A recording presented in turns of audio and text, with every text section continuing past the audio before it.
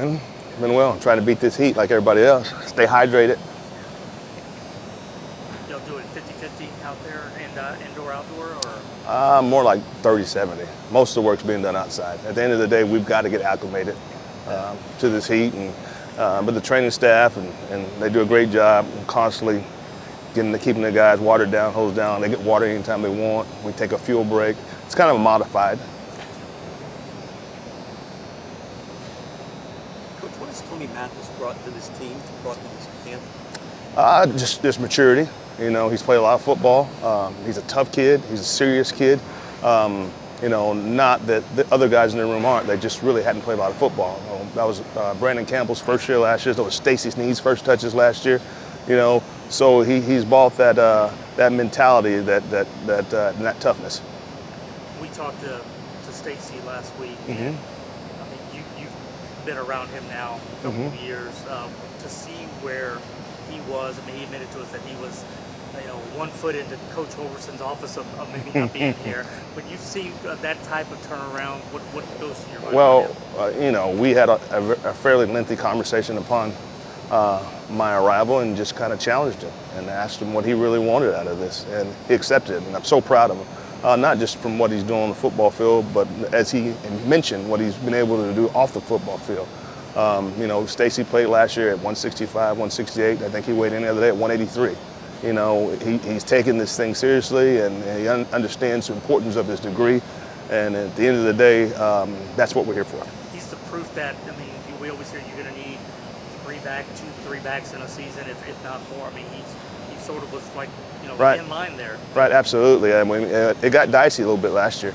You know, once Brandon kind of injured that shoulder, he was kind of limited, and you know, Tay was forwards in and out of the lineup, and you know, we had to count on Stacy. He was undersized, and he gave us all that he had. But you definitely moving in, you know, to the Big 12 conference. It's going to be physical. You know what I mean? And you're going to need as many backs as possible. Are you satisfied with the level of conditioning of the team right now? I am, really. I mean, I think the strength staff did an unbelievable job throughout the, you know, spring and summer camps. You know, they're in good shape. I mean, if you go and look at our player load, the levels are right on where they're supposed to be, and I mean, the guys flying around. How are you health-wise in your room right now? Right now, you know, a little banged up here and there from camp. We've lost one of our backs, Sanford. We're going to lose him. We lost him for the season. We found that out the other day, and you know, it's a shame because he was kind of the talk of camp, and you know, he's a great kid. He'll work hard, he'll power through, and he'll be ready to go next year. Like when you look at you have Parker coming in. Is there been anything that sort of jumped out? Parker's going to play. And I can tell you guys that right now. Parker's going to play. You know, the thing that jumped out to me was his aptitude, his ability to process and pick up what we're doing, the blocking schemes and things of that nature. So we'll see him out there, see him run around a little bit. Has Carl tried to come take him yet from you guys? No, not yet. I'm still waiting for that. Not to the spring. He can't have that conversation until in the spring. Just, you know, if you look at the whole unit as a whole, I guess you have Keelan as well. Do you get a sense that, I mean, is it a who's hot kind of deal, or you know, Tony's done a workload, right? How do you figure out what's the best combination mix? Well, as we enter the season, I mean, I'm going to get all those guys in. They're all going to roll and try to keep the guys fresh and healthy and running back kind of committee. But by all means, if one of them gets hot and moves the needle and proves that he's different, separates, and when he's out there, the team's playing at a higher level, we'll make that decision then.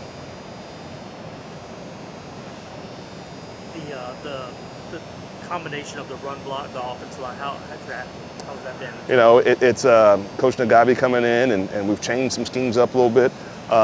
We really ran the ball the other day in the scrimmage quite well, to be honest with you. We just got to continue to stack days. For you personally, Mike, I know when you got here, we talked about how your ties to the state.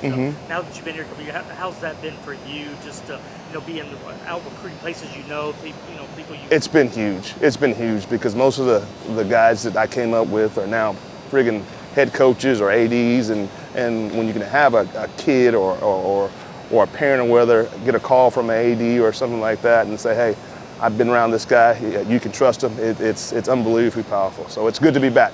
Corby was saying that because the way conference realignment's been, y'all have been used to schools coming into Texas and recruiting.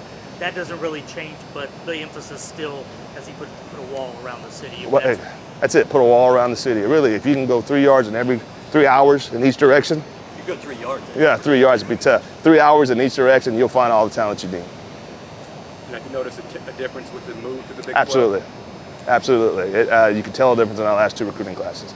It showed up a little bit in the, what would that be, the 21 class or the 22 class, and then you really saw it in the 23 class.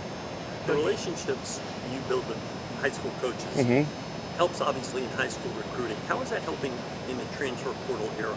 These guys, those kids were coached by high school coaches as well. But I mean, you know what I mean? And a lot of it is do they still have the influence, I guess? They do. And that's what we're seeing a lot. We had a lot of high quality transfers come in and they came back home.